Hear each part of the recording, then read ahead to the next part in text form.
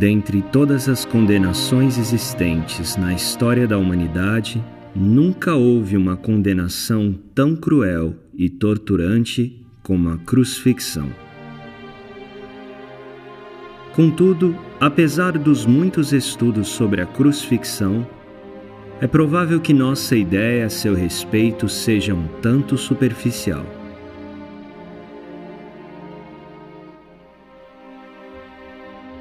Era um costume romano executar os condenados por repúdio ou desobediência ao imperador, com a pena capital de crucifixão precedida de flagelação. Há inúmeros relatos dos processos de crucifixão praticados pelos romanos, mas o mais notório foi o de Nosso Senhor Jesus Cristo. Ao longo dos primeiros séculos cristãos, centenas de mártires foram executados da mesma forma, e certamente compreender o tamanho do sofrimento físico do Senhor diante desta condenação romana nos conduzirá ao conhecimento do seu incomensurável amor para nos salvar.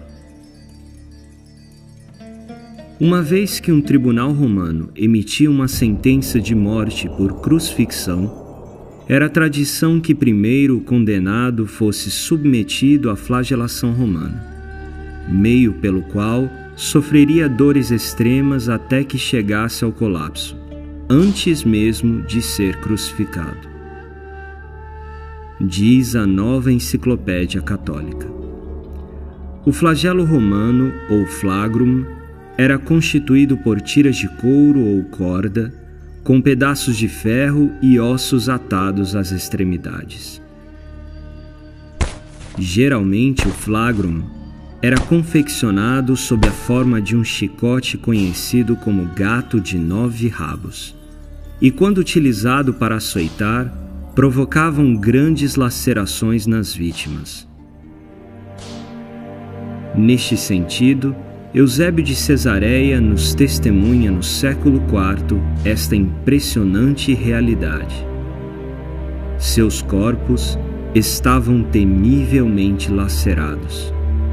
Os mártires cristãos de Esmirna estavam tão mutilados pelos flagelos que suas veias estavam completamente expostas. Sua musculatura interna, tendões e até mesmo entranhas estavam visivelmente à mostra. Segundo o especialista em hematologia Dr. Alan Adler, as marcas de sangue presentes no Santo Sudário de Turim apresentam uma coloração consideravelmente avermelhada, denotando que o sangue estampado no ato de seu derramamento continha uma alta quantidade de bilirrubina, pigmento encontrado naturalmente no sangue, mas que em grandes concentrações demonstram que o corpo sofreu traumas físicos gravíssimos.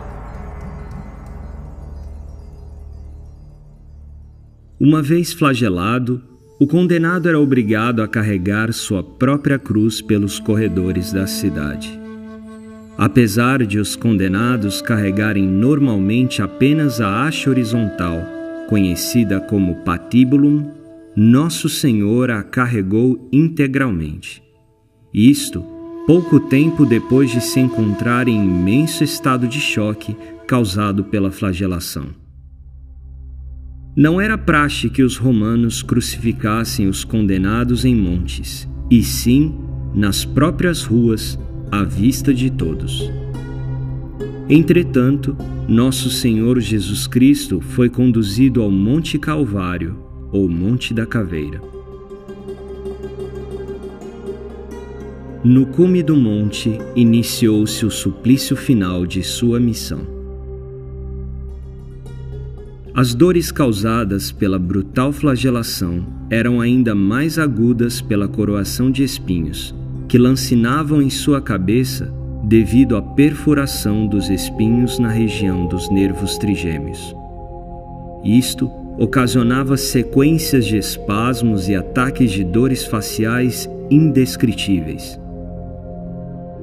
Estas dores faciais, segundo a medicina, são as dores mais intensas vivenciadas por um ser humano. A crucifixão se iniciava com um golpeamento de pregos às palmas das mãos e pés dos condenados, fixando-os à cruz. O cravo inserido na palma das mãos perfurava o nervo medial, e a uma simples brisa no local da chaga era desencadeada uma irradiação excruciante de dor, que até ao homem mais resistente faria chorar como uma criança. Segundo o Dr. Frederick Zigby, o conjunto de todos estes tormentos, aliados à exaustão física, à hemorragia contínua e ao aumento de líquido nos pulmões, é muito provável que a morte do Senhor tenha se dado por uma final asfixia e parada cardíaca, enquanto que nos casos paralelos de crucifixão, a morte se dava em apenas alguns dias.